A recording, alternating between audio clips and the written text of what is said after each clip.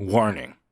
I subscribe to Cat Fancy magazine primarily for the sake of the pictures, and found the charter issue very interesting and enjoyable.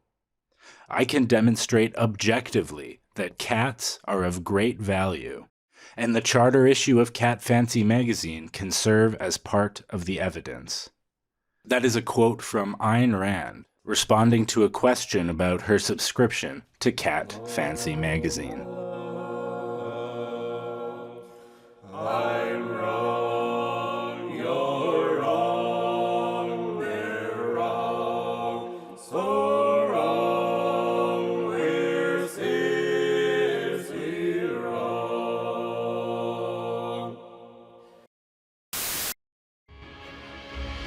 This episode of Seriously Wrong is brought to you by Ayn Rand's self-interested and self-directed selfish altruism for the benefit of the self, which is for the benefit of everyone, which doesn't have any claims of altruism, only claims of selfishness, but actually has altruistic social benefits because when you're selfish, it makes unselfish things happen, but trying to be unselfish is dangerous. So it's for the benefit of everyone to only be interested in benefits for yourself, but it's ultimately for the benefit of everyone more than working for the benefit of everyone, and it's actually less selfish to be selfish. That's because you're doing it for yourself by your own free will, not for anyone else. Welcome, everybody, to the Seriously Wrong Atlas Shrugged film series extravaganza conclusion. It's the kind of thing that Hollywood won't show you with their liberal communist agenda. This is very true. Hollywood will not show you films like these. It's about the importance of hard-working individuals, great men who command the lowlies beneath them. Because without those great men and women who can command the lowlies beneath them, they all start hitting themselves in the head with hammers, going, beep, beep, I don't know how to do anything without boss. It's not my fault. Yeah. Actually, I mean, this is the gravity of the universe. The Atlas Shrugged universe is literally like you remove the boss from Walmart, and then everyone in Walmart starts like putting underwear on their head and rolling around on the ground. Like that's.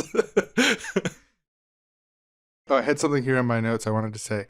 Atlas Shrugged, more like audiences and critics shrug, because this is a universally panned series of films. Yeah, we mentioned the Rotten Tomatoes scores for the first two were 12% and 4%, and of course for the final film, 0%. Nobody was able to give this film a good review. Not even the randiest of Rand fans managed to stick this one out. It is really rough. It is like really, really rough. Like I was expecting it to be the worst one, lowest budget, lowest ratings. Scanning through it, it seemed bad, but I was not prepared. Each movie was like, wow, that was like a really bad TV movie that barely made sense and was poorly acted and had a bad flow to it. And then you'd watch the next one and you'd be like, oh, no, that is what a bad movie looks like. I was totally, in retro, that last movie's starting to feel good in my memories by comparison.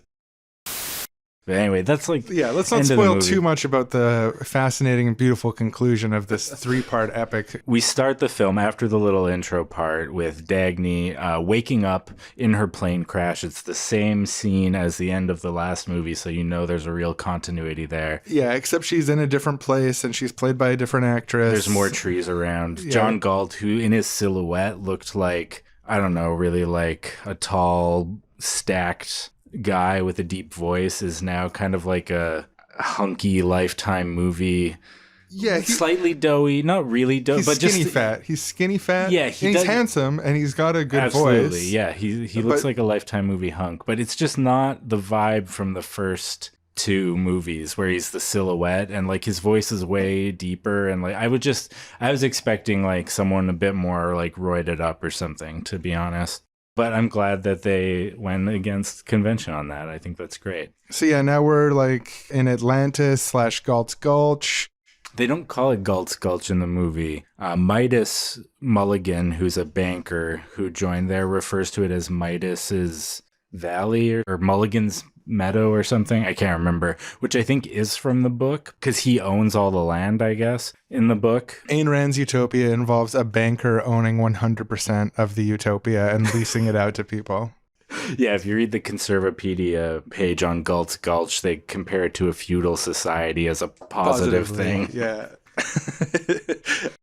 So yeah, now that we're in Galt's Gulch, we meet two doctors. Oh, were they two different doctors? I thought they were. Isn't there the bald guy and then there's the other doctor that treats her? The bald guy's played by the principal from the unaired pilot of Buffy the Vampire Slayer. Oh, that guy's a philosopher. The one she has the is this his name conversation is with. Doc? Maybe they call him that because he's a PhD or something. I might have missed that. Right, no, that makes sense. Yeah, no, I just they called him Doc something, and I was like, he's a doctor. Gotcha, and then they go gotcha. back to Galt's house, and then another doctor come. And Yeah, he brings- Dagny's hurt from the plane crash, and this doctor... Yeah, and she's like, you're the famous neurosurgeon? And he's like, yes, I am. He comes out with this little, like, X-ray iPad, and is, like, scanning her with it. This will only take a second. It's a diagnostic device I developed here in Atlantis. Every doctor should have one. It's amazing what can be accomplished without red tape. What you can accomplish without red tape. First of all, saying every doctor should have one when you're like actively preventing the world from getting access to it because it would be you're on strike or whatever is really weird. The contradiction of the ideology there being like acknowledging every doctor should have one and then doing nothing to make that a reality. Well, yeah, out in the outside world, if he had shared that, it wouldn't belong to him anymore. They would want to distribute it to everyone, Right. and he wouldn't be able to get his fair share. The other thing is that she has a glass of wine with the philosopher guy, the bald philosopher guy, Yeah. and it's the most infuriating, like, I've been hate watching these movies and having a good time.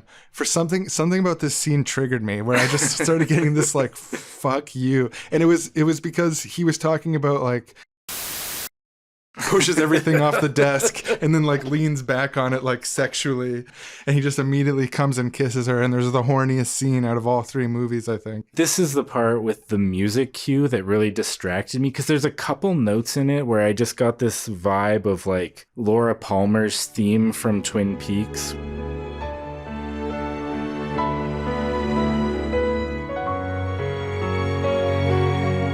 It doesn't go there. It goes in a more boring direction, but it just threw me out of the sex scene briefly.